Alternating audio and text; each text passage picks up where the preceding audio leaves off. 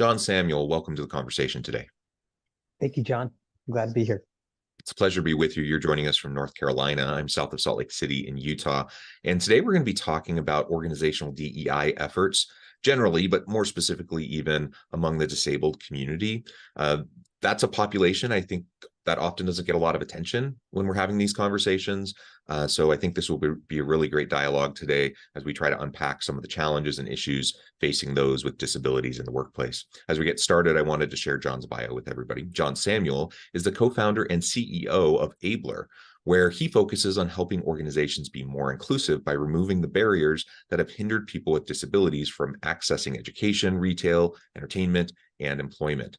John's passion for his work is very personal as he is blind and wants to make sure the obstacles he has faced are removed for others. And I could go on with his background, but I'm going to pause there, John. And is there anything you would like to highlight from your own background or personal context before we dive on in? No, I appreciate that, John.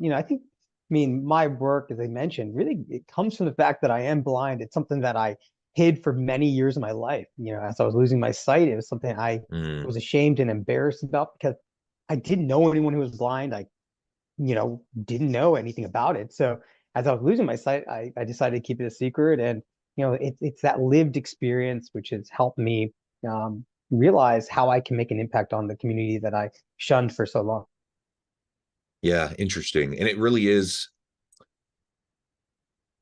I would love to learn more from your personal perspective, but also from clients you work with. And, what is it, that creates this environment where people who are dealing with disabilities don't feel comfortable letting that be known, or you feel worried about being passed over for job opportunities and promotions. You feel worried about how people respond to you, how they'll interact with you, if people will treat you like a normal person or they're going to treat you like a victim. Like I imagine there's kind of all these things going on there. Could you speak to that a little bit?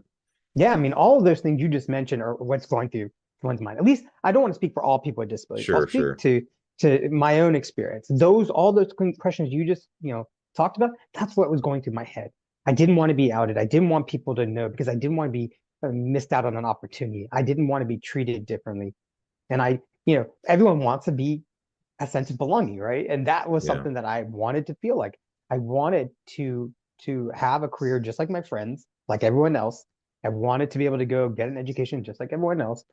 But, I think the challenge I faced was that I didn't see anyone like me around, right? I didn't see anyone with a disability. So I was like, okay, that's not something that's normal. Let me just kind of hide. Let me stay in the closet of being a person with a disability.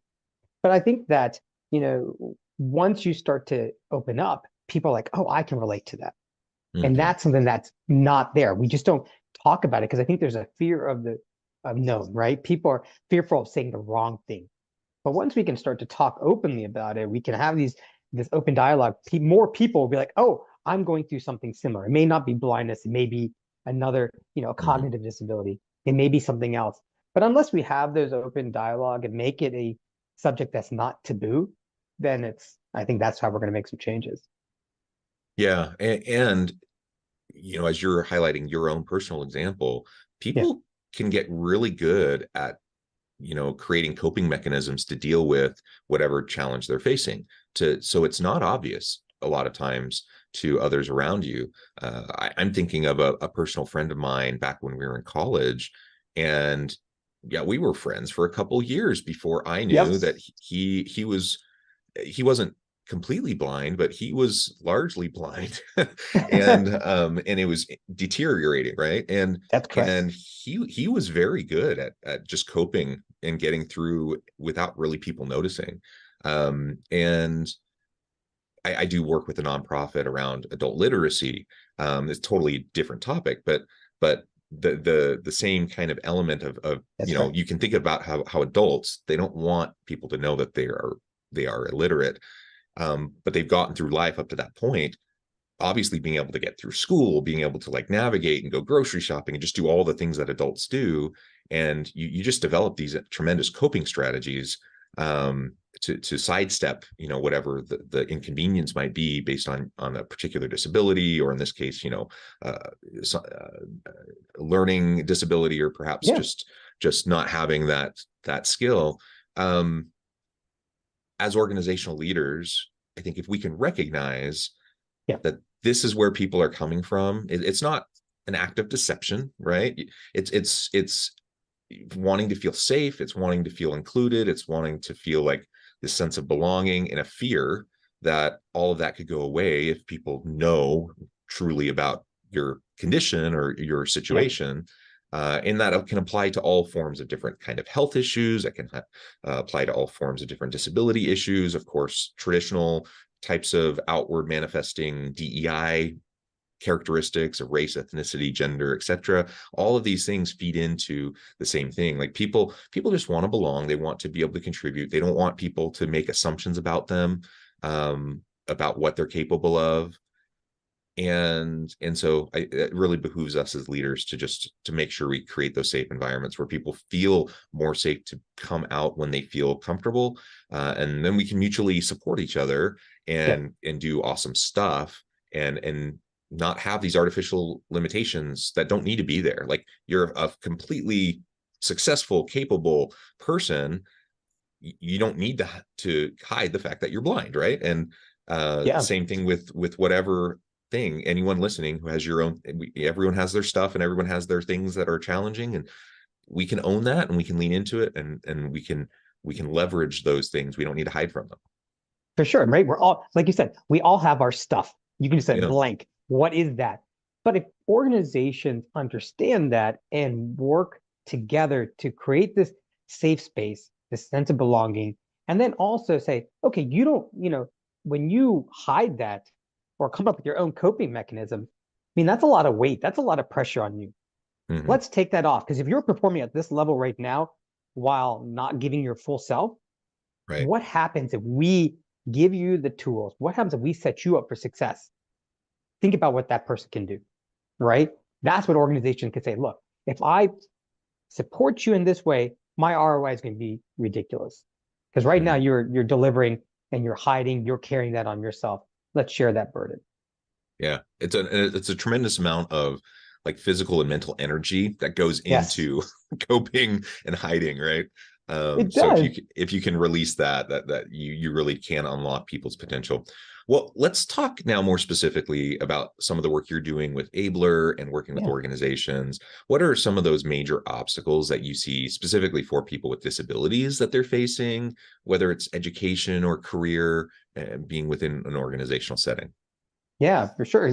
I was lucky enough, I say, going through my life hiding my disability, because I had this like perspective of like all the challenges I was going through because I wasn't getting the support I needed, right? And I saw how companies are treating every other person, right? And I, again, not understanding how I could talk about the accessibility issues I was facing, right?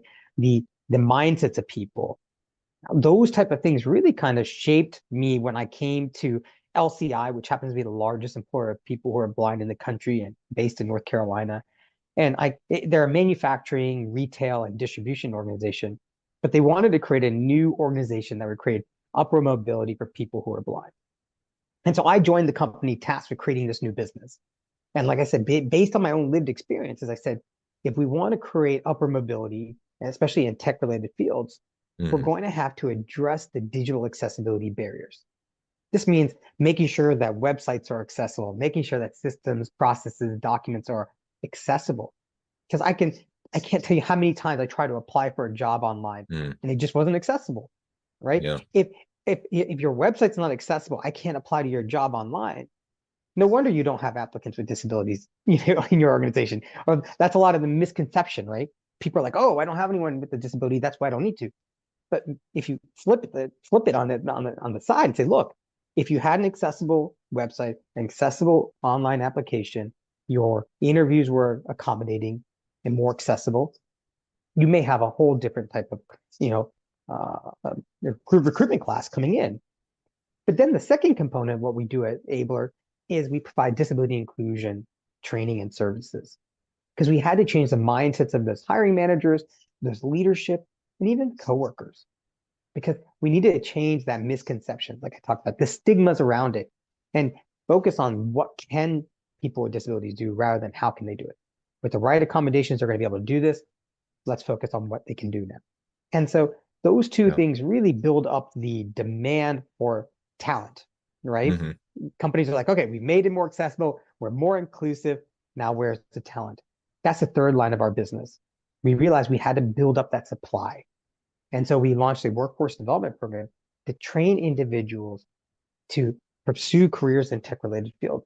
And so we have a program in the state of North Carolina in collaboration with the Health and Human Services to actually train individuals, give them the skills that they need, and set them up for success to enter the workforce. And so that allows us to meet the supply and demand, balance. Yeah, absolutely.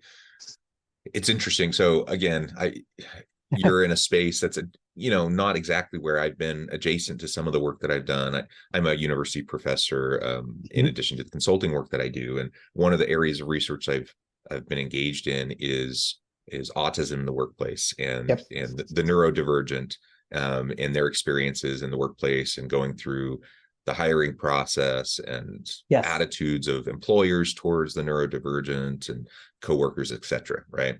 And in interviewing executives for an article a few years back, I received kind of that same notion that you were just sharing over and over and over again. Oh, we don't have any neurodivergent people. And I'm like, well, that's not true. There's no way that can be true, because we know kind of the ratio of those on the spectrum versus those who are neurotypical, and any sizable organization is going to have people. You just don't know because people aren't sharing. That's correct. Either they're not sharing, or you have systems, processes, procedures in place that are systematically screening them out so they don't have an opportunity to be in your organization. And it doesn't mean that they had nefarious intention, that they were trying to keep the neurodivergent away. It just means whatever processes they had weren't accommodating to individuals that have who are neurodivergent. And so anyways, just having these conversations is just so fascinating to me about how many people, pretty much everyone I interviewed said, yeah, we're open to it. We're open to working with this population.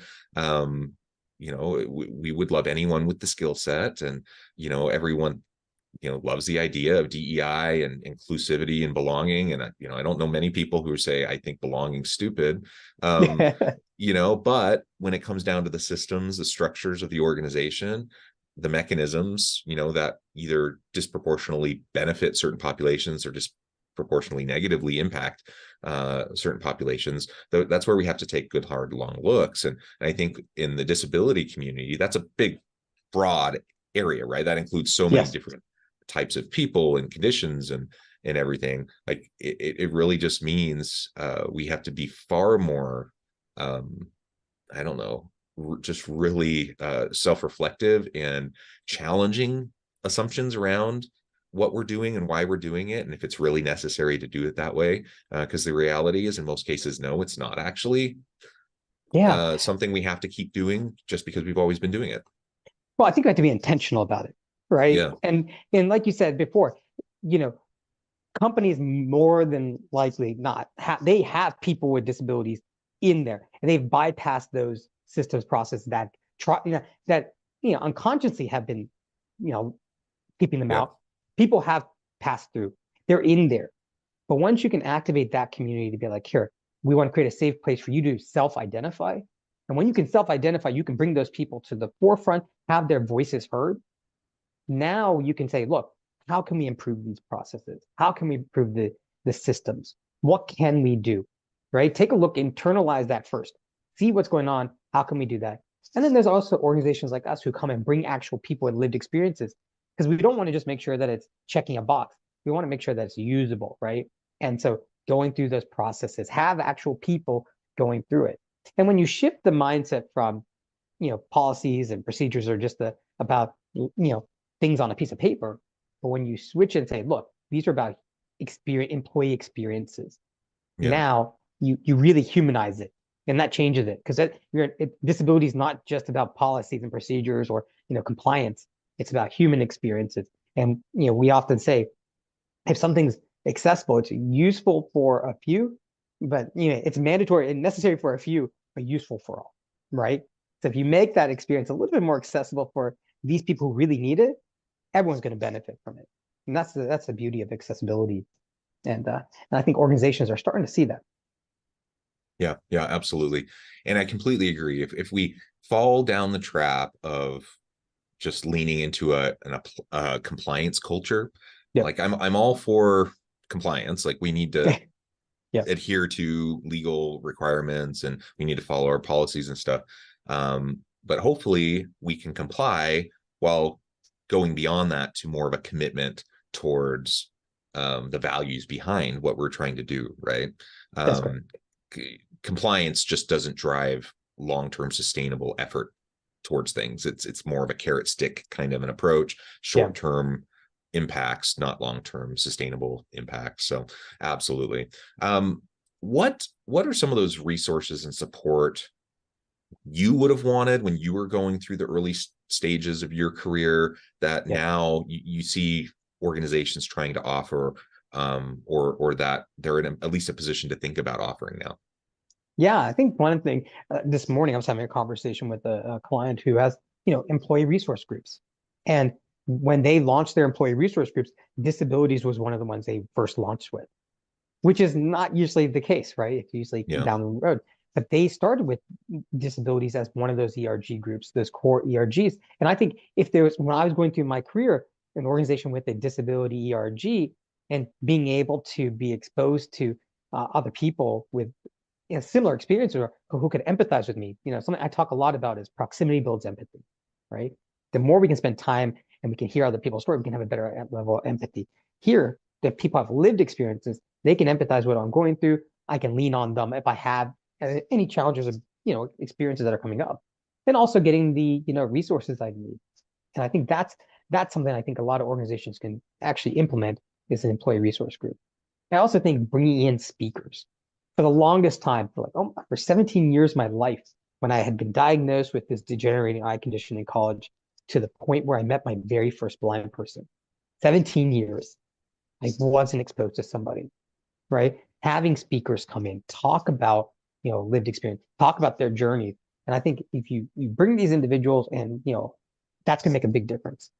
And then going back to intentionality, we have to make sure we're intentional about our hiring processes, organizations, right? Making sure that the board represents, the diversity of your clientele and your employees, but also making sure that your leadership also, has that. And what I realized, like the disability community isn't just people who have disabilities themselves, but that also includes caregivers, right? People who may have children or have a parent or have a spouse. Those, the more we talk about that as a broader community, that changes the disability as just being 20% of the population. But now we're talking about the disability community being 46% of the population. Yeah. Seems like almost everyone's touched by it in some way. Right? And so you even had your college roommate, right? Like your college friend, right? That's having that conversation. I don't know when the last time you talked about that, but our conversation may have brought that back up to think about that friend, right? We all have somebody. You just don't realize as you start to have these kind of conversations, you realize, oh, I am closer than I'm further than, I'm much closer to it than I realize. Yeah. And one of the things that sometimes comes up in these DEI conversations is, sometimes you'll have the privileged group who will feel like their privileges are being stripped away, and so it's kind of like this, this frustration with their current condition as we're trying to be more inclusive and accommodating to all these other populations. They interpret that as their rights or their, whatever, they're being taken away. And it's not really, it's just a matter of leveling the playing field and providing equity, etc. But I do understand where people are coming from when they have that concern. But to your point earlier, when we talk about accommodations and accessibility, and we talk about belonging and just creating a space where everyone is safe and has opportunity and access, that it's like a rising tide lifts all ships. Like that helps everybody.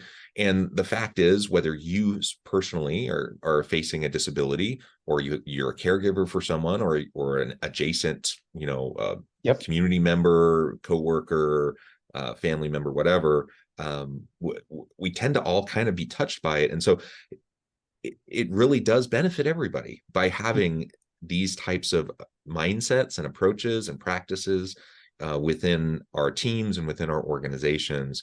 And, if we can emphasize that, maybe we can help reduce some of the resistance that some people have if they feel like, why are we paying so much attention to the disability community? Well, the reality is we haven't paid so much attention to them, and that's part of why we have the issue. So, Exactly. but you know what I'm saying? Like, you probably hear that or those types of comments all the time.